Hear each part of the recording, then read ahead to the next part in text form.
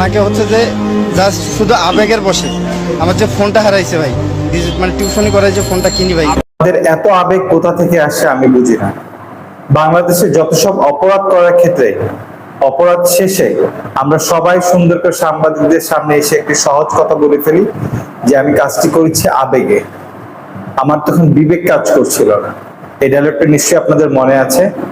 ঠিক এভাবে করে প্রতিনিয়ত বিচার বহির্ভূত হত্যাকাণ্ড শেষে আমাদের মিডিয়ার সামনে এসে কতিপয় কিছু সন্ত্রাসী বা কতিপয় কিছু মানুষ হিসেবে আমি আবেগের কাজ করছি।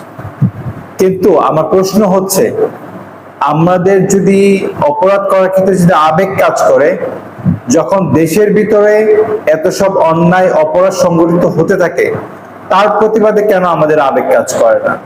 আমরা সামান্য একটি চুরির জন্য একটি মানুষকে আমরা হত্যাকাণ্ড করছি, আমরা কেউ কোনো দলের পক্ষে কোনো স্ট্যাটাস দিলে তাকে আমরা হত্যা করছি।